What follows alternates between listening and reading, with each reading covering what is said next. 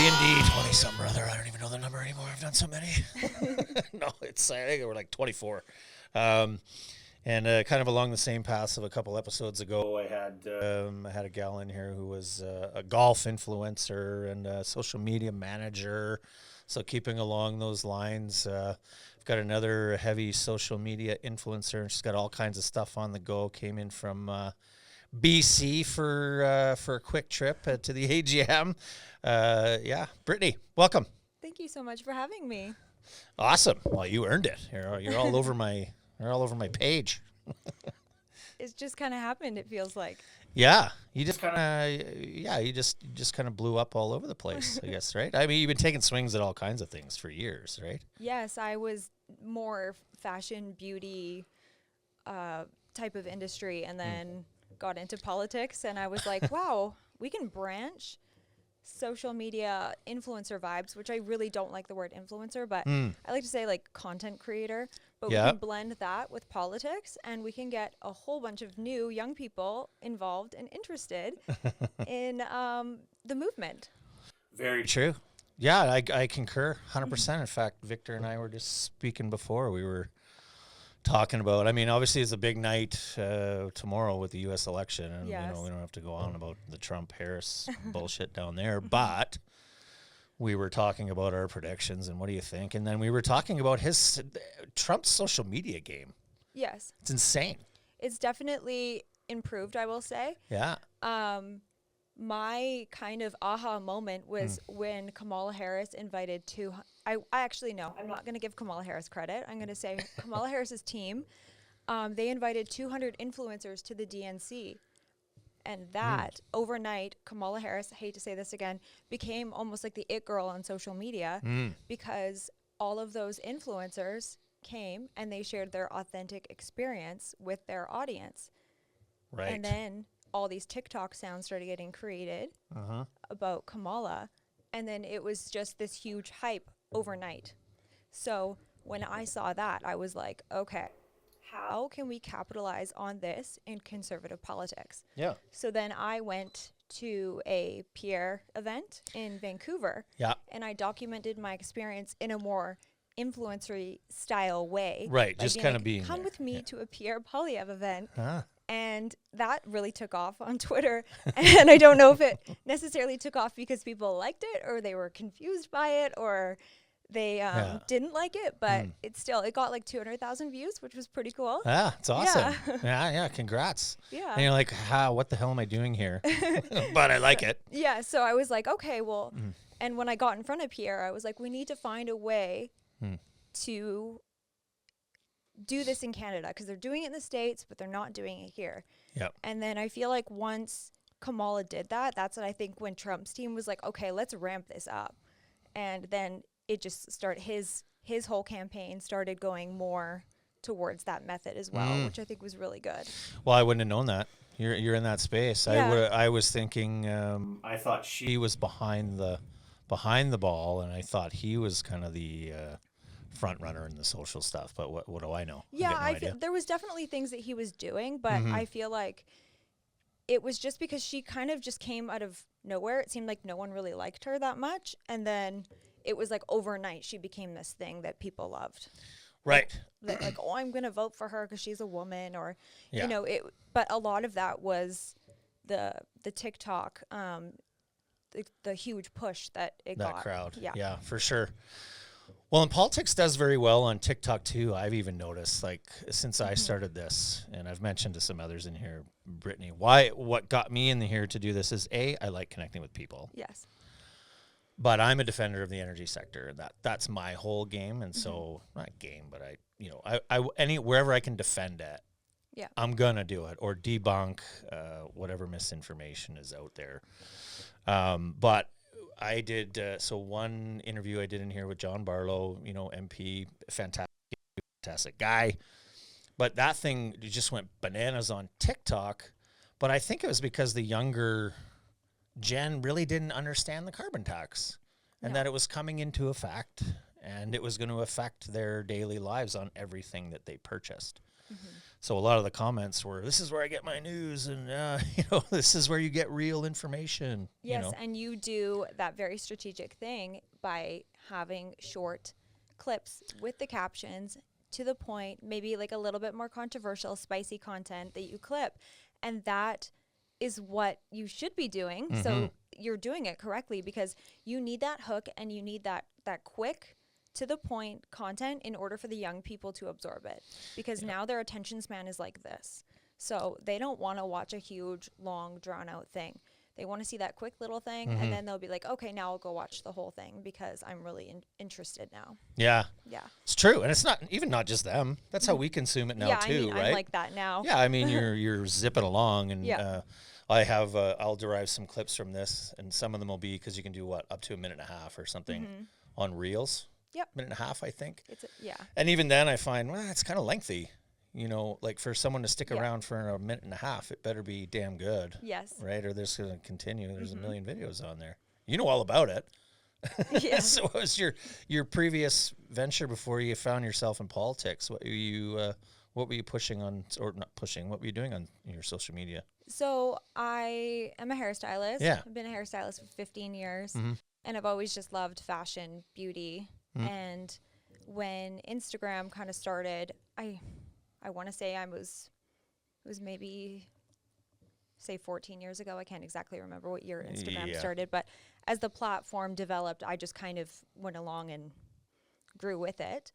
And I really enjoyed it, but I always felt there was just so many people in the space doing the same thing that looked like me. So for me to be able to kind of tap into the aspect of it and combine the love of the two things together, I was like, oh, no one else is really doing it in this type of way. There are girls in America that I see doing it. There's a lot, Yeah, but it's just not really a thing here. We're too nice. Yeah. Right? We're too nice. Yeah. And the other fact is conservatism is... it is kind of suppressed, right? Like it has been for a long time. I mean, we've been talking about it even in our family since Harper was around. How, he mentioned it in one of his books that he couldn't get the podium to even relay good information or like a win to promote it, because they wouldn't give him the airtime. That's when we really started noticing this suppression of conservative views. And so now it's like we have a platform. People can start to step up and say, hey, this is bullshit. Yeah. Right? Yeah, I agree with that. We need more of it like that. So would you do like skits?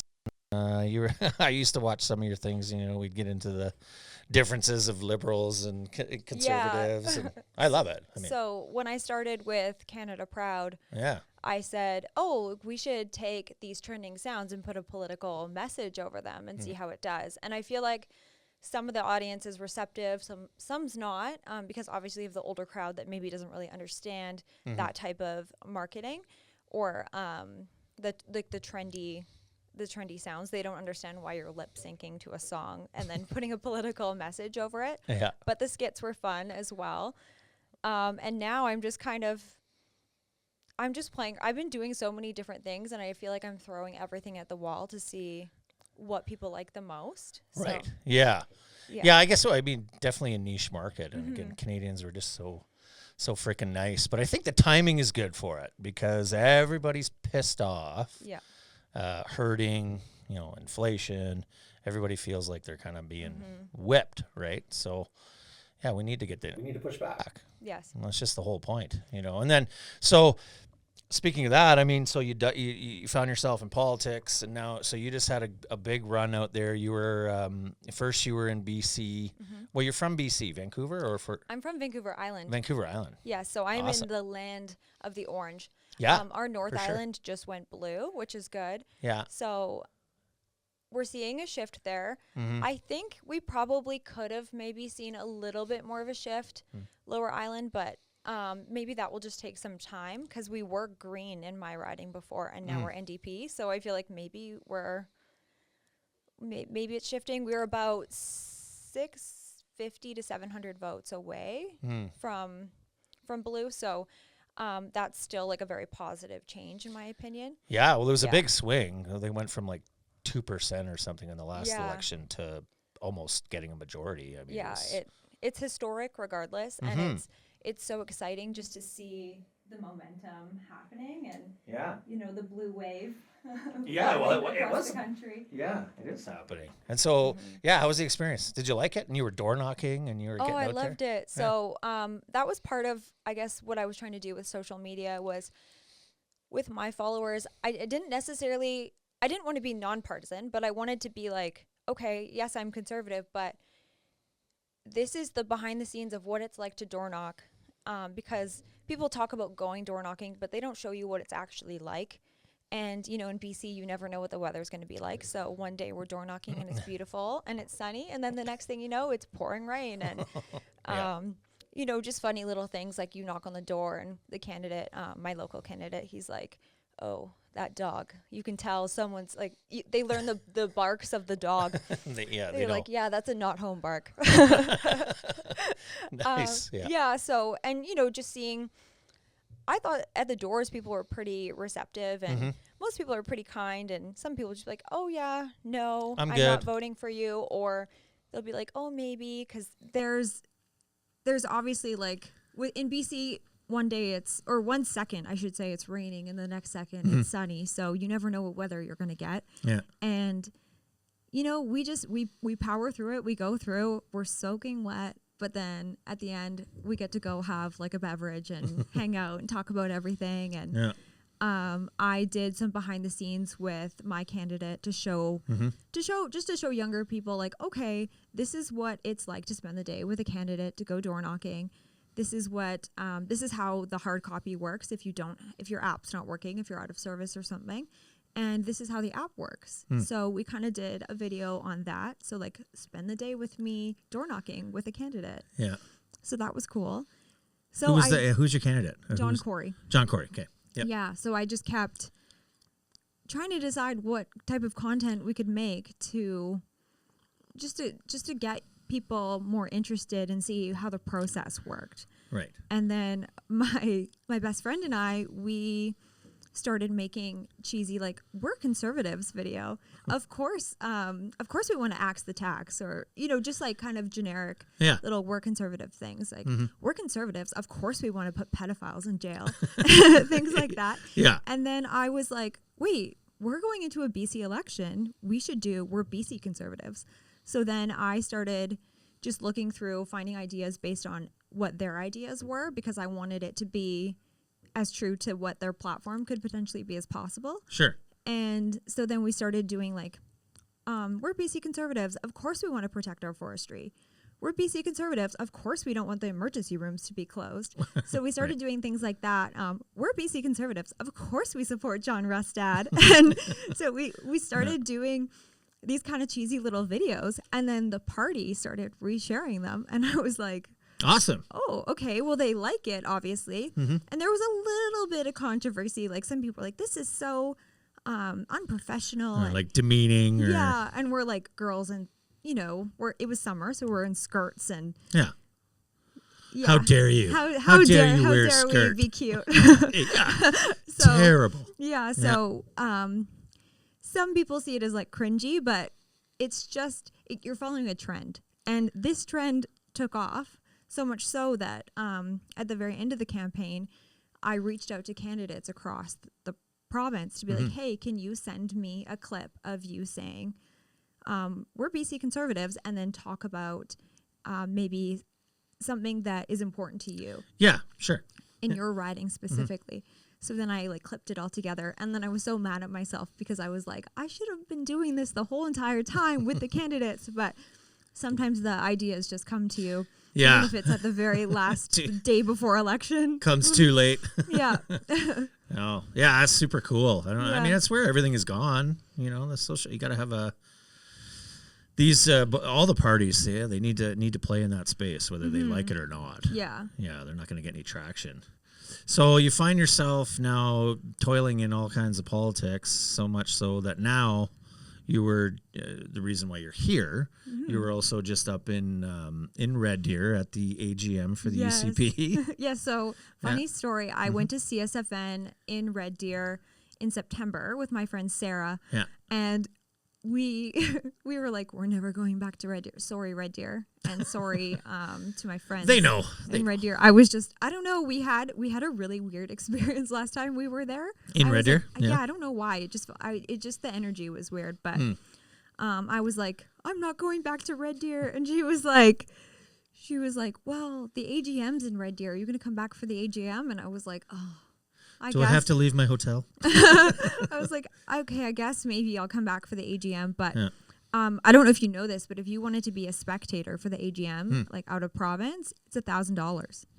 Oh, I know. I didn't know that. Yeah. So I was like, well, I'm not going to do that. And then I made a connection and who then put me through to a party member. And then the party member approved me for a media pass. Right. And so they were like, yeah, like feel free to come and cover the event. We'll give you a media pass. And so then I was like, okay. And Sarah was like, come stay with me. And we went. And it's so funny though, when you're wearing the media pass, how much different you get treated from. Like with respect? Or no, caution. Caution. Yes. They don't know that they want to even say hi to you. Yeah. Right. Like I think it was it was one of the MLAs. They were like, oh, you're media. And I was like, oh, don't worry. Like, I'm on your side. I'm here. I'm excited. I'm here to promote. Yeah, we were waiting for Danielle to come out. And I was like, I want to meet Danielle. I need a photo. Sure. I like made sure I put my I'm with Danielle pin on my media pass so that people knew that I was not there to troll. You're a pro. Yes. Yeah. I guess there would be. Yeah, there'd probably be some trollers there and people looking to cause shit. Right? Yes. Yeah. Yeah. And I mean, obviously, as we've seen, there's people who are conservative that still think that she's not conservative enough, you know? But I mean, it's a slippery slope. If you go too right, you're going to lose way too many people. I think she's at a very sweet spot with where she is right now. Yeah, I do too. I find it fascinating. Like, I think this is what we've been hoping for so long in Alberta.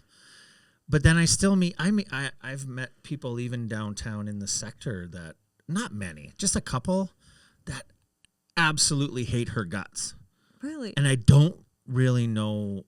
I'm like, okay, well, why? Like, what's driving this? And it's always the same thing. They don't really have an answer. Mm-hmm. She's a liar. She's doing this. She's forcing and, getting after she doesn't care about trans rights and children. And I just think, like, as a parent especially, I'm just like, if anything, she's protecting. She cares so much about children that she's making sure that they can, she said, what did she say? I want to make sure that a 10-year-old isn't going to give up their potential ability to have children if, they're making a decision that they're not really sure about it at 10 years old. I mean, yeah, it's a no-brainer. Yeah. I think it's absolutely ridiculous. Mm-hmm. It's got to be a small minority, and don't want to demean anybody who might be a trans, or I feel like they were even talking about this. We have lots of trans people in the movement, and yeah, for sure. And there was lots of them that they were there and they were supporting, and they loved Danielle. So yeah, I mean, it's all about making a decision at the right time when you're actually able. We can't do anything. I didn't get my tattoos till I was like 30. Yeah, well, because you can regret it when you're a teenager. I have one that I regret. No regrets. Yeah, for sure. Well, speaking of Danielle, she went absolutely off today. So like today is a big day, timing wise for you getting in here because we got this U.S. election, but it's big here because the government has been pushing or trying to impose beyond the carbon tax. They're trying to push something they're calling an emissions cap. The industry calls it production cap, which is what it's ultimately going to do.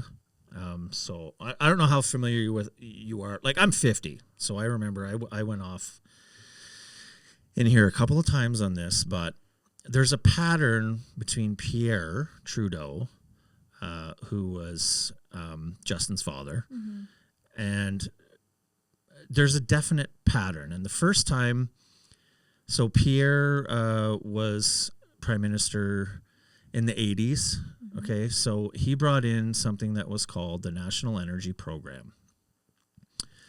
And it was supposed to be about sharing the prosperity, giving Canadians their fair share of the energy and better consumer prices. And what it ended up doing was it collapsed essentially the economy, right? So it collapsed the entire economy. Mm-hmm. And then I was actually trying to pull some up the other day, but he ended up,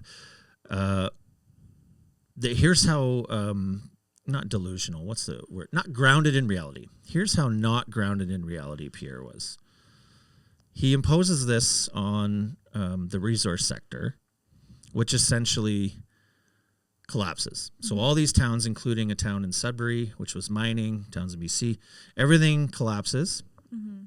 And then he decides to take a luxury train from the Governor General. He takes a train with his 3 sons, including Justin, who was 10 at the time.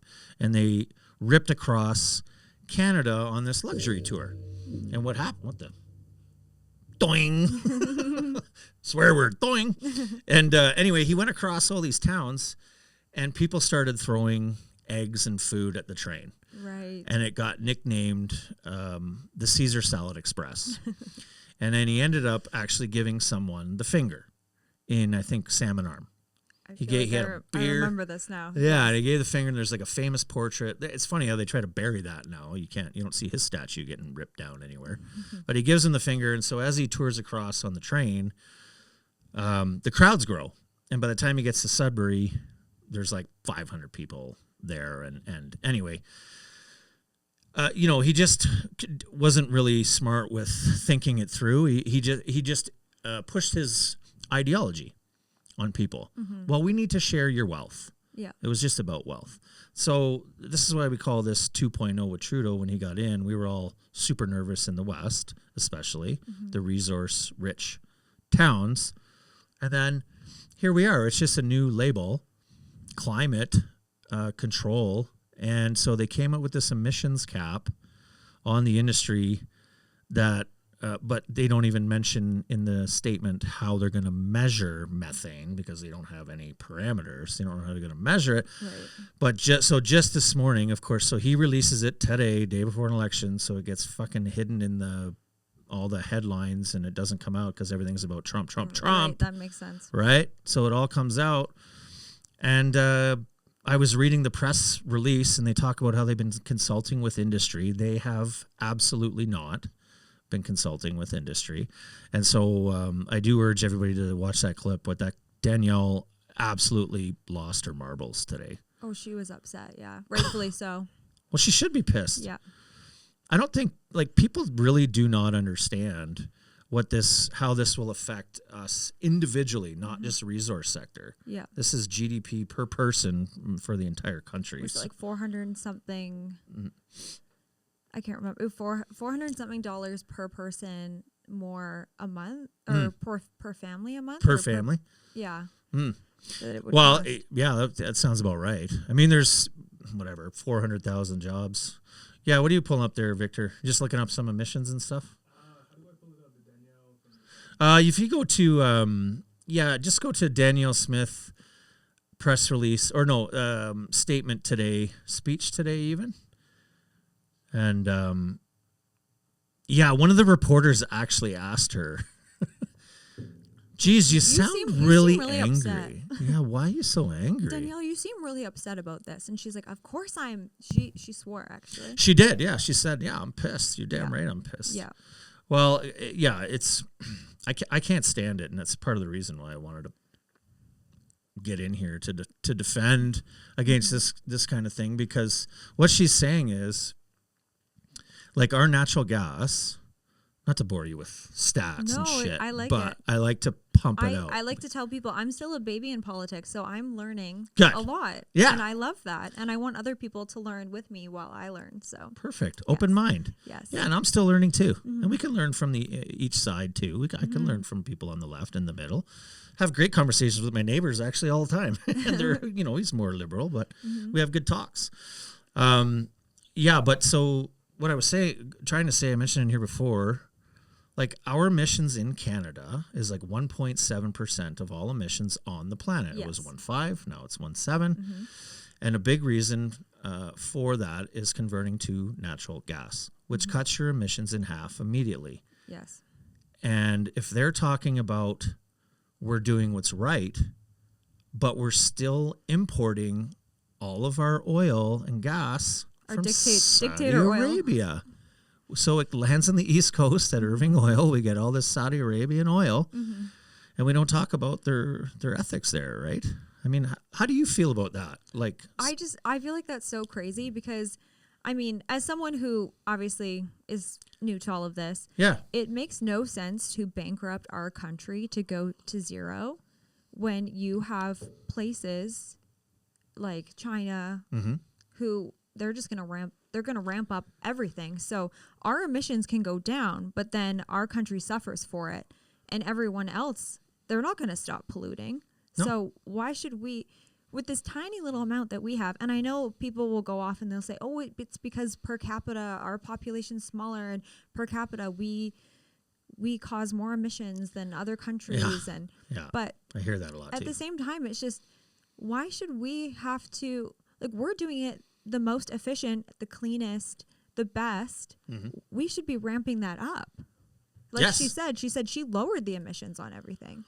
We did. Yeah. The emissions have been lowered. Yes. And since she's actually been here too. But that's industry already being on top of the technology. Same with the agriculture sector. But do you know about this? I heard something, I'm probably going to botch this, but something about because of how many trees we have, we're actually more carbon neutral than most places because we have the trees. Yeah, more land mass, more trees, and therefore lower emissions. Yeah. Yes. Yeah. So it could technically be lower than what they say we are. Yeah, I have heard that too. I've got a guy that wants to come in here that has done a whole thesis on how the Earth is actually cyclical and how it's happened here. I don't know. I want to get him in here. He's scared though. He just doesn't want to put himself out there. Yeah. Anyway, I just think the whole anger towards Danielle Smith, I think, is misguided. But I mean, everybody's entitled to their opinion. And that's fine. How did you find? And so how did you find the pulse up there of the people at the AGM? Like, I felt like it was so exciting, and everyone was really happy. And apparently, there were people who were maybe. Well, a very fringe amount of people that weren't for Danielle, but there was two groups there I read. But I never noticed them. So they weren't like loud and obnoxious. No, there was no I think there were protests outside, but they had they had people blocking the door, so you had to have your passes to get in. But I'm sure there were members there, obviously, because they voted no. Yeah. A small portion, but there was never any really big uproar happening. No. By any means. And I feel like the vibe in the room was very good. Like, everyone seemed very excited, and a lot of times when those cards were going up, they were pretty unanimous most of the time. Yeah. Well, 91.85% whatever, something like that. Yeah, but even just with different policies, I felt like people were. Oh, I see. Okay. Yeah, when they were doing the policy debate, I felt like people were. It seemed like most people were on the same page with everything. Yeah. Yeah, well, that would make sense. I found even just going to, I've gone to a couple of rallies. Actually, I'll admit something here. A couple of years ago, before Danielle Smith announced that she was entering, and then, Scheer loses, then O'Toole loses, and I felt kind of lost as a conservative. Like, we didn't have anybody defending. I actually jumped on the Wild Rose train for a little bit because, she wasn't in the running or anything for UCP, and there was Kenny there, and Kenny, in the end, it just got super messy, and it was just kind of like, fuck, I don't know who to support here. And so I kind of jumped on the Wild Rose train because they were really all about like independence, Alberta independence, which I agreed with to like force Ottawa's hand. I agreed with that. So I actually door knocked and handed out the pamphlets. Oh, wow. I did. I was just trying to get involved. And then the second Danielle announced, I had loved her already for years. I'd seen her speak a ton, and it was it. I was back. And I feel like she has that vibe anyways of Alberta first, and she's really putting the pressure on the feds. So she is. Yeah, and I mean that woman can talk circles around anybody. I saw her speak at the Petroleum Club years ago. So articulate, so well spoken, so smart. And then seeing her just rip into people, I'm just like, yeah, love that. Yeah, well, I don't have that personality, so when I see women who do have that, I'm like, go get them, rawr. Yeah, like I won't be like that, but I love that you are. And I'll like all your stuff. I'll hide behind you in fear. Yeah, nothing wrong with that. No. Yeah, she's got a pretty strong team with her. Yes. So what else did you do up there? Did you get out? Did you go out with the crew? Like I saw you met Danielle, obviously. Yes, right? It was very brief interaction, but sure. My friend Sarah has met her a few times, and she knows the team. Yeah. So she was like, "Oh, can you get my friend Brittany in there? She wants to get a photo." And so I kind of fangirled a little bit. I was like, "Hi Danielle, thanks so much for following me on Twitter. I don't know if you actually. I don't know if that's you. I don't know if you actually did that, but I appreciate it. I'll take it. Yeah. Yeah, for sure. Yeah. Oh man, I've been trying to get her in here, and I've taken a bunch of swings at her. I think we were talking about that before, and I tried Rebecca Shawls, and actually I'll mention it to you too. I had like going through John. I was John Barlow. I had a couple guys lined up, and well, actually they were girls. Ironically, it was like Rachel Thomas and Shannon Stubbs for energy. And I don't want to say lined up. We were working to get them in here, especially from the energy side of things. It really fits for what I like to talk about. But then John told me, he said, "Yeah, no, we can't do it anymore. I don't know what they're doing, if they're tightening up stuff or I don't know what that is." Yeah, I feel like there is a little bit of, I don't like to use the word muzzle because I feel like that's like kind of rude, but no. I feel like there's definitely just from what I've witnessed, I feel like there's they have to be very careful with what they say, obviously, but it just seems like there isn't really a lot of, they should be doing more podcasts and social media stuff like what we're talking about with Trump. I really feel like we need to model that in Canada. And I don't know if it's a fear thing of saying the wrong thing and then it being clipped and the left running with it. But I feel like we do need to tap into that. I don't know what that would look like, but I would love to see Pierre on like a Jordan Peterson podcast, the way that John Rustad went I actually asked to get Pierre in here too. Yeah. Just because it'd be like, hey, just humanize. Just sit down and talk. And that's the piece that's missing that they don't understand. I think I spoke about this earlier. It's the authenticity. Right. Because when you're in the House of Commons and you're doing press releases or press, you're not getting the real raw person. No. And, I think we do see it a lot with Pierre, but you know that there's so many layers to him that I think people would love to see because he's so well-spoken and he's good with the crowd and everything, but I feel like he would be even better in a sit-down, authentic, raw experience. He would be amazing, but... Pierre, you're getting in here. Say it to the camera right now. Come on, Pierre. Come on. We'll crack a beer. Whatever. Let's just get after it. Yeah, I agree, though. Yeah, show more authenticity. And because that's what's lacking, and that's what people want. They do want that more now than ever. People need that. People are struggling. They, a lot of people are like one paycheck away from insolvency. Yep. So it's scary. It's a bad time, and people are and I mean food banks. And do politicians like lay their head on their pillow at night and think, oh, I love all my constituents? Well, probably not, because they have their own lives, that they have their own stress in life, and they're exhausted. But people want to feel like they do think that and they care. And I think having moments of sitting down like this in a raw, like have those conversations that need to be had, that is not just sitting in the house and well, saying what it is that you need to say. Seems scripted, and Yeah. you want to be able to see him shoot the shit, and like they obviously can. It's just, are they willing? Which down the States, Kamala didn't want to because I guess we all know now why. She just can't really speak anyways, or has no substance, but maybe she does. But I don't know why they wouldn't let her go. She went on Call Her Daddy. Right. Yeah, what the hell is that? Because that's marketing to the younger audience. Different crowd. Yes. Yeah. Okay, so do you think that's a smart move? Yes. You do? Okay. I do. Okay. Because she's not going to, those are the voters she will win over. Right. Because I hadn't thought of that. The people that listen to those podcasts are they're very liberal. Yeah.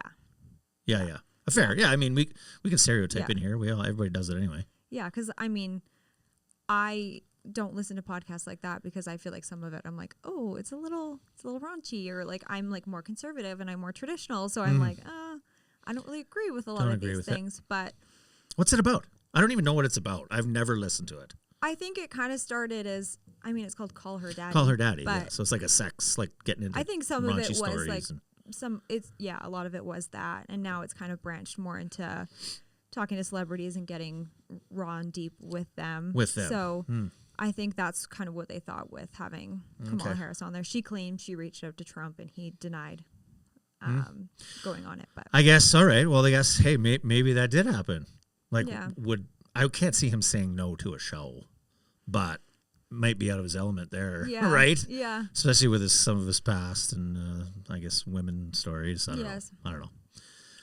Interesting. Who knows how like the marketing PR team decides what they decide? You know?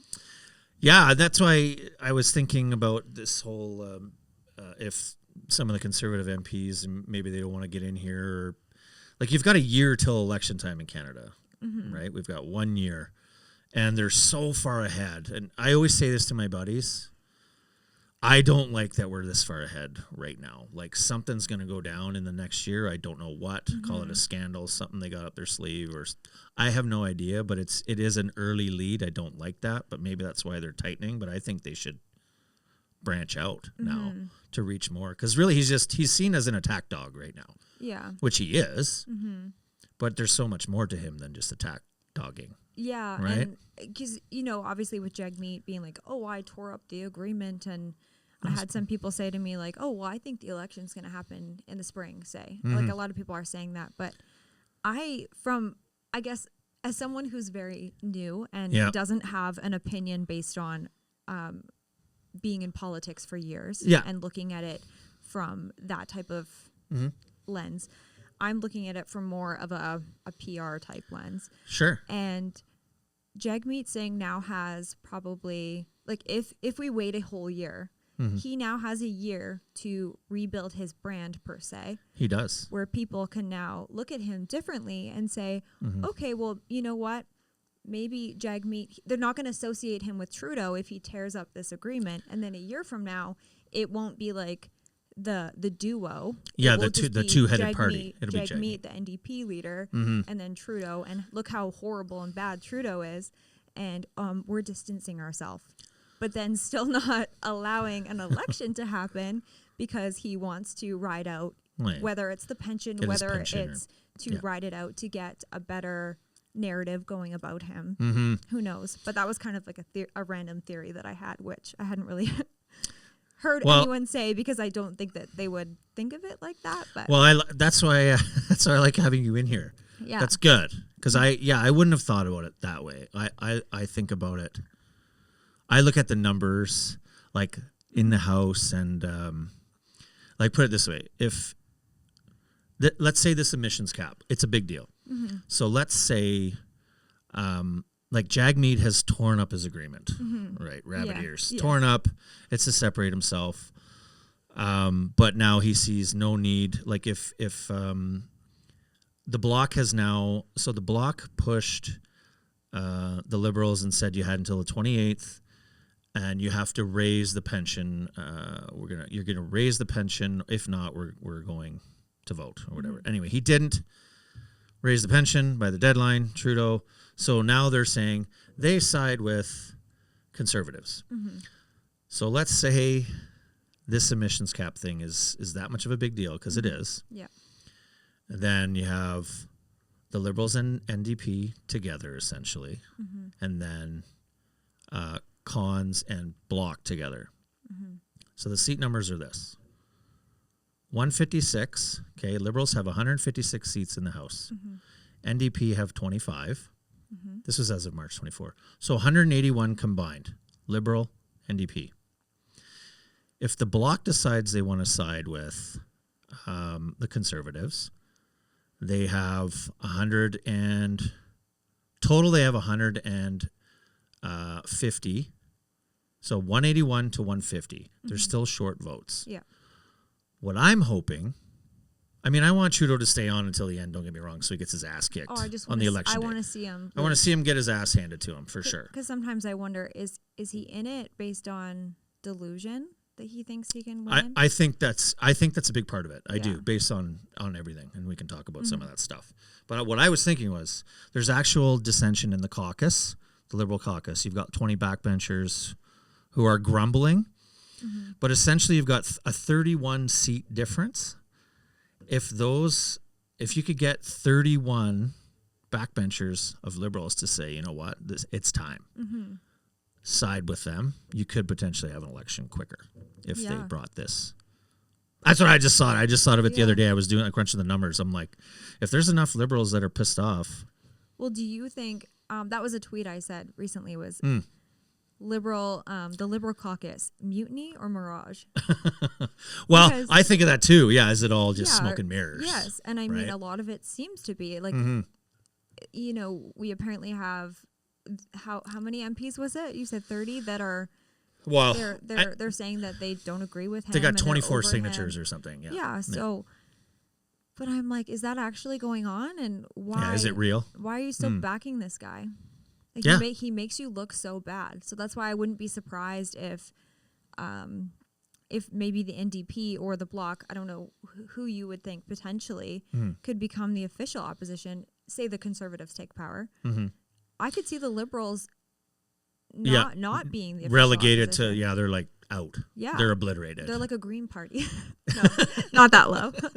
That's two. Yeah, they got 2 seats. They got 2 seats. Yeah. They are. They're on their way to being obliterated, and I think that was what Danielle Smith said today. Basically, it's like a bad renter on the way out. Like, we're just gonna F shit up here and blow things up, and looks like that's what they're doing. Yeah. Well, I mean, look in BC, we had the Liberal Party, the original official opposition, completely folded. Yeah. Like their party just, we're done now. We're done. See ya. Yeah, bye. Done. Well, and I did someone posted that today about they found an extra. Oh, they found like an extra 800 and something ballots in BC. Yeah. Well, do you think that'll be on the mainstream news? Hard to say. I feel like it will, only because it's not going to affect the election outcome, because it was in Prince George, they won by a landslide there. So. Okay. All right. I didn't know that. And then there was another riding. I'm not going to know the numbers exactly, but there was another riding that is a close riding, but I don't think it was still enough that they found. I think it was. Who knows? Just say there was 15 found, but there was still 25. Right, it's not going to make a difference, kind of thing.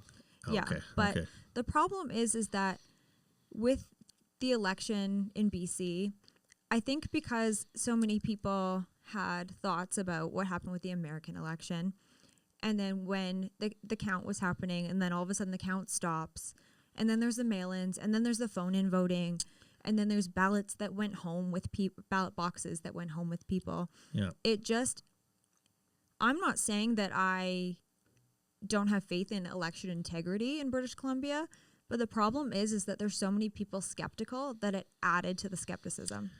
Yeah, so that's fair. It didn't help the situation. So now it's making more drama. Yeah.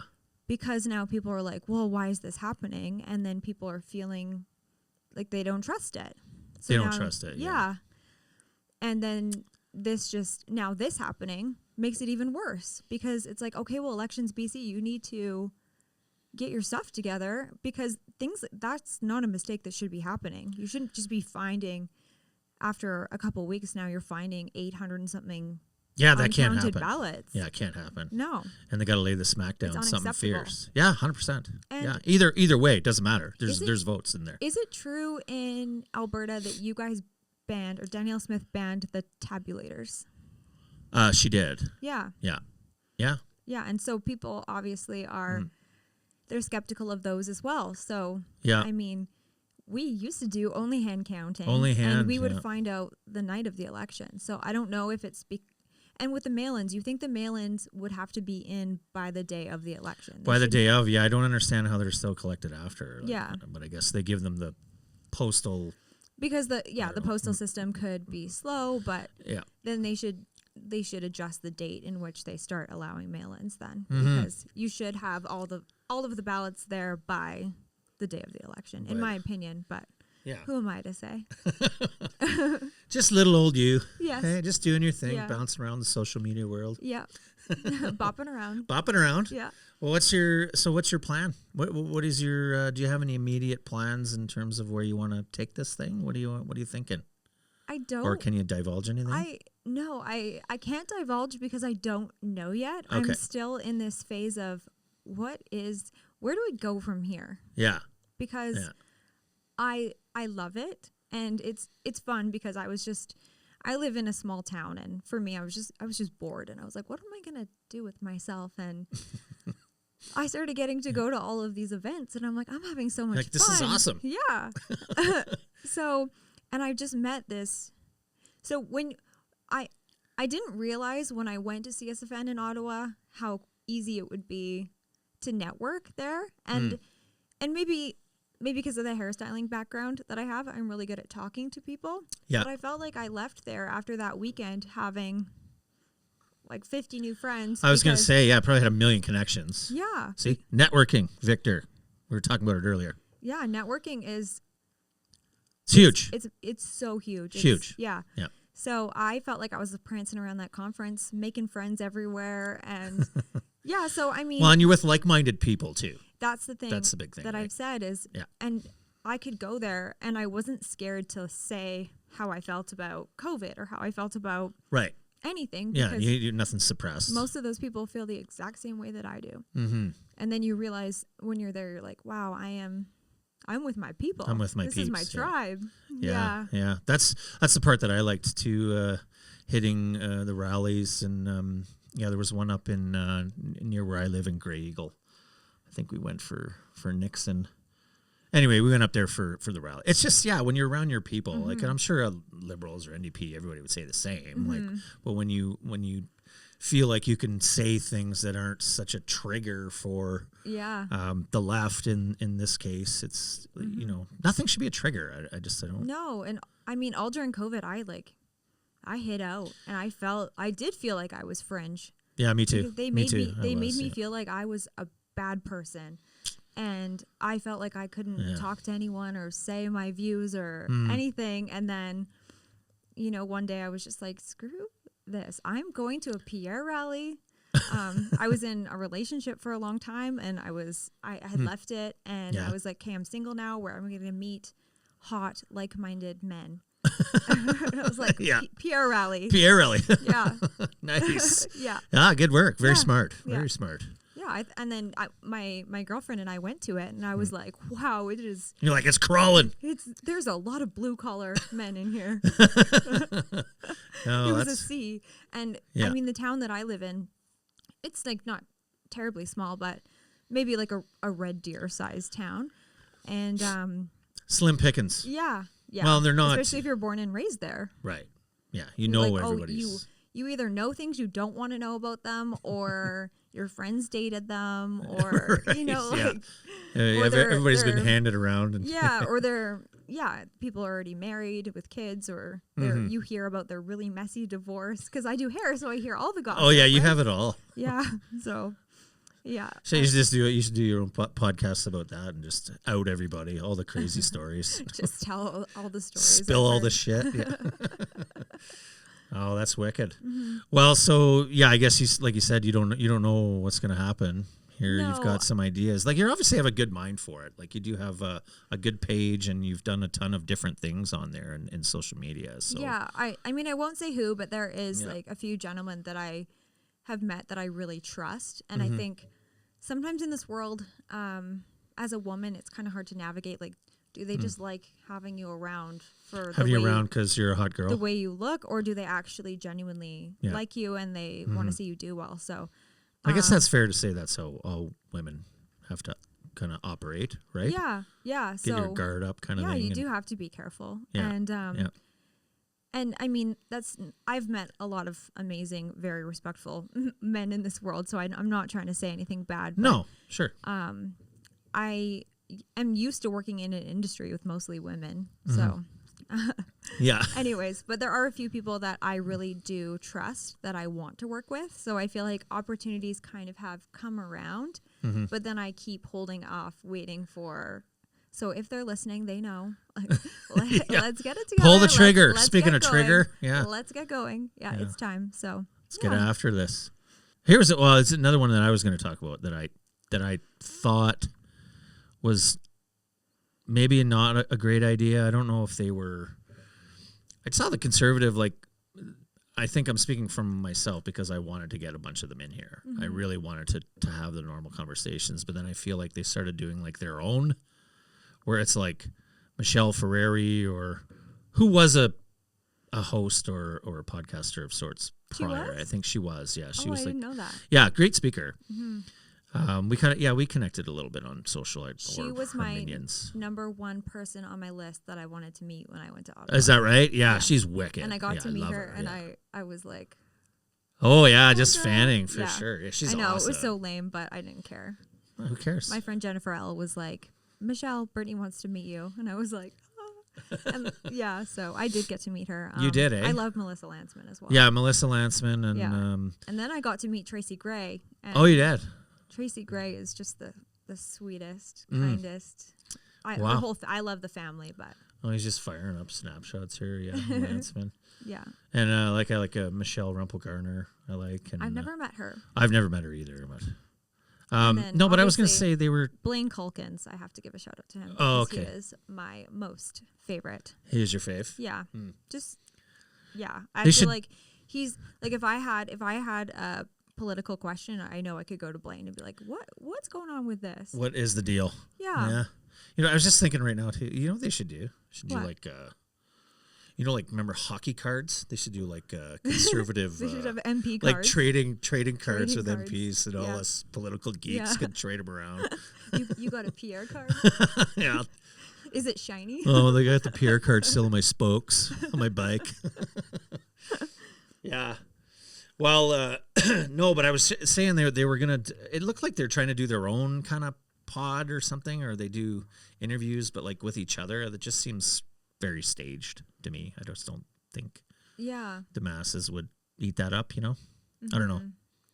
Yeah, I mean, a lot of the ads that have been coming out and kind of the more mini, he was doing some maybe like 5-minute type documentary, not documentary, but I don't know what you would call that. Yeah, like those were really good. I liked those. Yeah, those are. Yeah, I really like those. Yeah, but I feel like his this is what I was trying to portray to them is that we need to have something where we are inviting people who say are influencer type people to come to events, and whether that's an event in Vancouver, Calgary, Toronto, and Montreal, say, and do like a RNC type event and have Pierre there and invite influencers and get them to show what it's actually like to be at a conservative event. On the ground.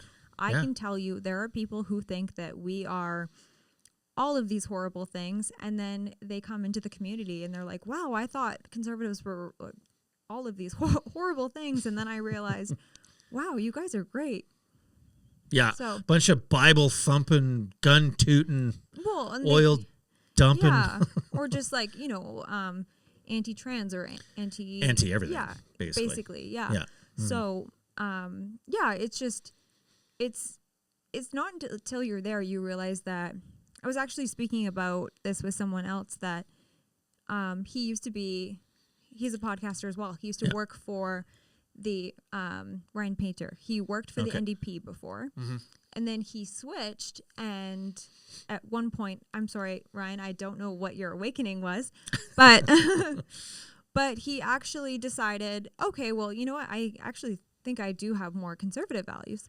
And then he said he worked on his first conservative campaign with the BC election, and he experienced more hate from the left than ever working on the opposite side. Well, I believe that. I believe it. Yeah. I believe that. Like his candidate was getting death threats. Yeah, I don't. Where do you think that starts?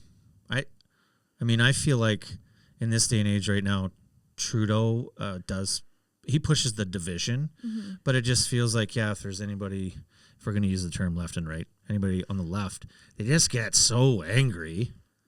And where I find most conservatives, or any that I know, we would never do that. We would never get in anyone's face for having an opposing view. Well, what's weird to me is, you know when people talk about TDS? Yeah. So it's almost like just Trump derangement syndrome. Yes, Sorry. Yeah. Yes. So just when someone doesn't like him, it's like they're foaming at the mouth. They're losing their mind. Yeah. And people I notice are kind of maybe starting to do that with conservatives in general.